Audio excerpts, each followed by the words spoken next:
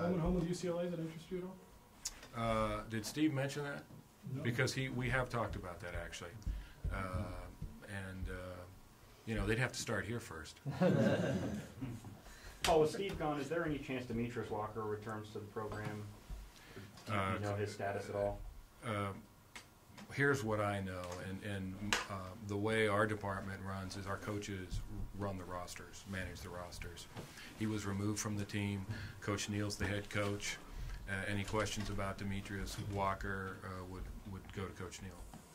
How long before you name an official head coach, whether it be Craig or somebody else? You know, JP, it's always the same. There's an urgency on the part of there's an internal urgency that drives us to move as quickly as we can.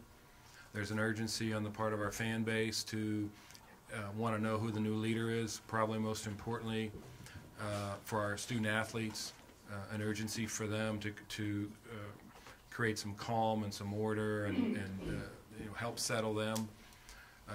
But you're making a decision that is in the long-term interest of the program, and you want to make sure you're exhausting all the possibilities and you're doing all the vetting of candidates, and you're exhaustive in your process in order to find the best candidate and the best fit. And so is that 1 week? Is that 2 weeks? Is that 3? Is it 4? You know, the minute you put a timeline on it, if for some reason you don't hit that timeline, then it's perceived that you're not, that it's failed or that it's struggling. And so it'll happen when it happens. It's not a race. We want to make sure we get it and get it done, and it has started. We're already planning and making phone calls and receiving phone calls, and I just got back from a meeting with the president about making sure that he and I are on the same page as in terms of the process that we want to use. Well, by announcing the contract extension prior to the NCAA tournament, was this something you were trying to avoid?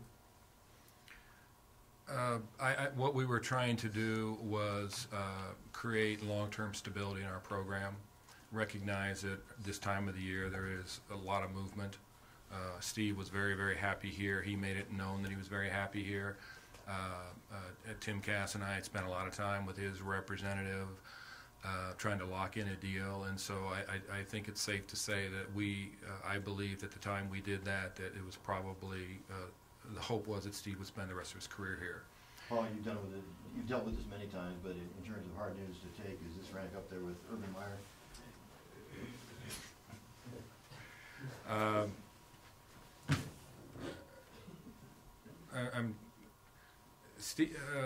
The Krebs family and Alford family have a really good relationship, and I mean, when Steve told me this morning, I'm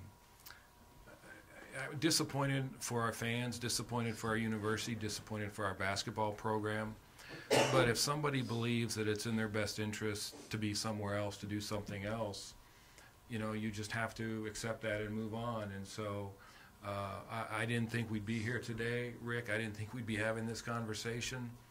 I'm disappointed for our players. You know, I'm disappointed for our players and our fans, and the young men in our program are really hurting right now. And it's important for us to create that stability that I keep talking about. And but it's really, you know, my feelings really don't matter. What matters is the feelings of the student athletes, and my job is to get the best person here as soon as we possibly can. In the end, this is a very good job. It's a better job now than it was 6 years ago. Facilities are a huge part of it.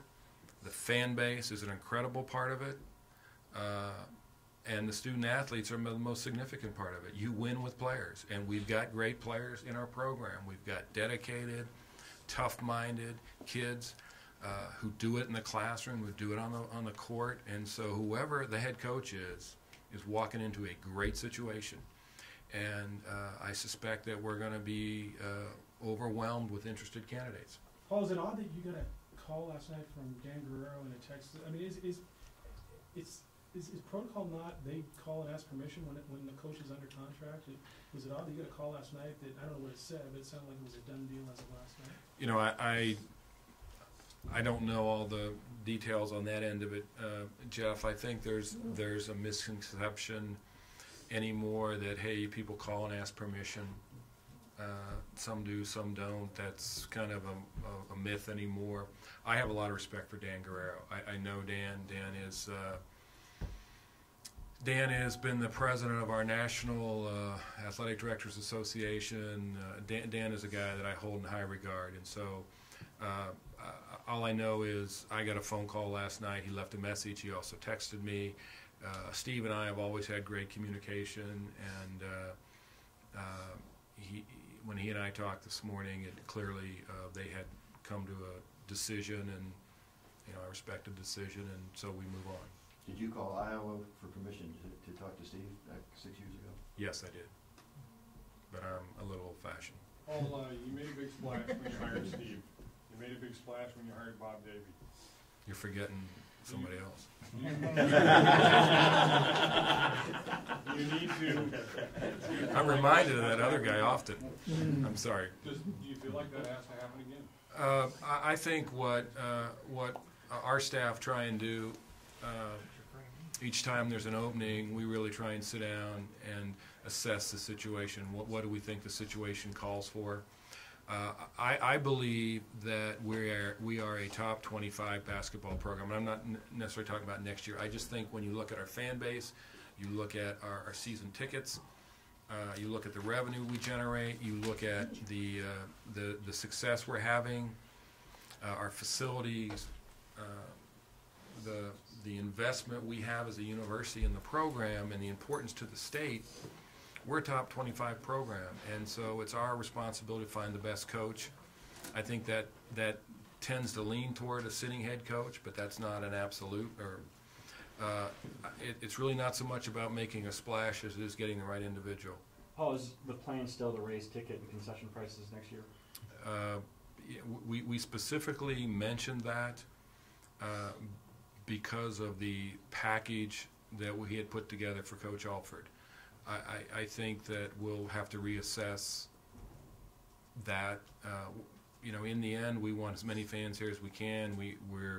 There's a part of us that is an educationally based entity, and there's a part of us that's a business entity. And on the business side, we want to drive as much revenue as we can. But we're going to have to reassess that, and we'll take a look at the package that we offer the new head coach and the staff.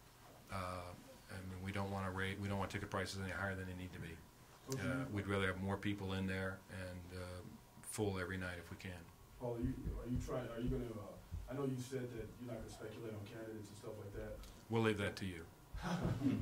But do you think that? Do you feel like you're up against the 8 ball and try to get somebody here quick just because of players and all that, and not anybody leaving, keeping everybody around? I think there's the urgency ban is really self-imposed. We want to get somebody in here as soon as we can for the sake of our student athletes, and to create get rid of that anxiety, let them know who their future coach is going to be, and allow us to begin to move forward. Until such time as we get a head coach, a permanent head coach, there's going to be a certain amount of ambiguity and rumor, and is this player staying, and what, and so that will serve as incentive to get us to move. But there's no reward for getting it done, next Friday as opposed to the week after that. Steve was here 6 years. I'm hoping the next person's here 8, 10, 12 years, and so you cannot let the decision of one recruit or one player force you to act in a hasty manner because of the long-term implications for the program. And so we'll move as quickly as we can, but we need to get it right. Obviously, the players are going to be vocally supportive of Neil. How much of their input is going to be taken into consideration when you make your decision? I think you always have to listen to your student athletes. You have to listen to your fans. In the end, you do what you think is best, but you're foolish not to listen and at least value their input. I've already talked to 2 players,